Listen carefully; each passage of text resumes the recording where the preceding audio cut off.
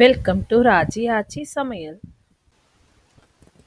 எல்லாருக்கும் பிடிச்ச evening time snacks சுட சுட மசால் வடை எப்படி செய்கிறதுன்னு பார்ப்போம் வாங்க. இது என்னுடைய ஸ்டைலில் செஞ்சுருக்கேங்க. எப்படி இருக்குன்னு பார்ப்போம் வாங்க. இதுக்கு நான் ஒரு 2 அழாக்கு போல் கடலைப்பருப்பு எடுத்து ஊற வச்சுட்டேங்க. ஒரு 4 to 6 ஹவர்ஸ் இது நல்லா ஊறி இருக்கு. இது ஒரு மிக்ஸி பவுலில் போட்டு நம்ம அரைச்சிட்டு வந்துடுவோம். ஸோ ஃபஸ்ட்டு பேட்ச் நான் நார்மலாக அரைச்சிட்டேன். செகண்ட் பேட்ச் அரைக்கும் போது கொஞ்சம் மசாலா பொருட்களை ஆட் பண்ணுறேன்.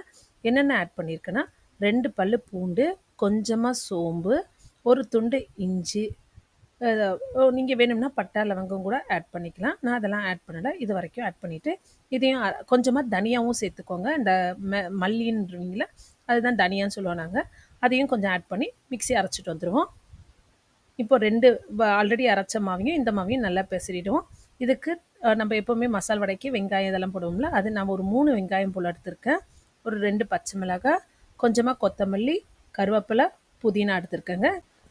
இந்த மசால் வடையை கொஞ்சம் ஹெல்த்தியாக ஆக்கிறதுக்காக நான் ஒரு கைப்பிடி அளவுக்கு முருங்கைக்கீரை எடுத்திருக்கேங்க. இது எல்லாமே நைஸாக நறுக்கிட்டு வந்துடுவோம். இப்போல்லாம் நைஸாக நறுக்கிட்டு வந்தாச்சு. இதையும் நம்ம இதில் ஆட் பண்ணிடலாங்க. ஆட் பண்ணி நல்லா மாவை நல்லா பிசைங்க. உப்பு தேவையான அளவுக்கு உப்பும் போட்டுருங்க. கரம் மசாலா இருந்தால் கொஞ்சமாக கரம் மசாலாவும் போட்டுக்கலாம். பட்டை லவங்கம் போடாதவங்க இந்த கரம் மசாலா பவுடரையும் நம்ம போட்டு நல்லா பெசரிக்கோங்க. நல்லா எல்லா பக்கமும் எல்லாம் ஒன்றா கலர்ற மாதிரி வெங்காயம், இந்த பச்சை மிளகாய், நம்ம அரைச்சிருக்க மசாலா ஐட்டம், கடலப்பருப்பு எல்லாத்தையுமே ஒன்றா நல்லா பெசரி வச்சுருங்க. பெசரி ஒரு 10 நிமிஷம் போல் ஊறட்டுங்க. இதுக்குள்ளே நம்ம கடாயில் எண்ணெயை ஊற்றி எண்ணெயை சூடு பண்ணிவிடுவோம். வடையை தட்டி போடுறதுக்கு கடாயை வச்சு தேவையான அளவுக்கு பொரிக்க தேவையான அளவுக்கு எண்ணெயை ஊற்றி அது சூடாகட்டுங்க. சூடாகிறதுக்குள்ளே நான் எப்போவுமே வடை மசால் வடையோ இல்லை மசால் வடை போடணும்னா நான் சின்ன சின்ன உருண்டையை ஃபஸ்ட்டே உருட்டி வச்சுருவேன். உருட்டி வச்சுட்டு தட்டி போடுறதுக்கு ஈஸியாக இருக்கும். எண்ணெய் சூடானோடனே பொறுமையாக உருண்டை பிடிச்சி போட்டுட்டதுன்னா கருகிடும். ஃபஸ்ட்டு போட்டது கருகிடும்ன்றதுனால உருண்டை பிடிச்சி ரெடியாக வச்சுருப்பேன்.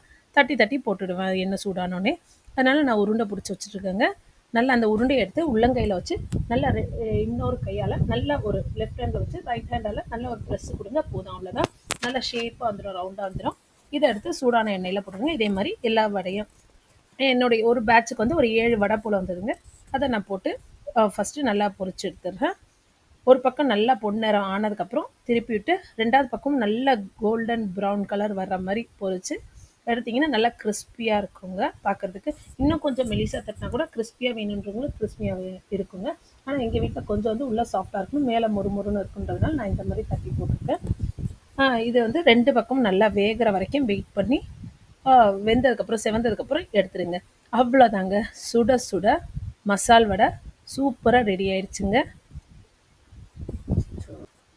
பாருங்கள் எவ்வளோ சூப்பராக இருக்குது. இது பசங்க ஸ்கூல்லேருந்து வந்தோடனே ஈவினிங் ஸ்நாக்ஸுக்கு சுட சுட செஞ்சு கொடுத்தோன்னா சாப்பிடுவாங்க. மழை நேரத்தில் சூப்பரான ஸ்நாக்ஸுங்க இது. நீங்களும் செஞ்சு பார்த்துட்டு எப்படி இருந்ததுன்னு கமெண்ட் பண்ணுங்கள். இந்த வீடியோ உங்களுக்கு பிடிச்சிருந்தா லைக் பண்ணுங்கள், ஷேர் பண்ணுங்கள், மறக்காமல் சப்ஸ்கிரைப் பண்ணிடுங்க. தேங்க்ஸ் ஃபார் வாட்சிங்.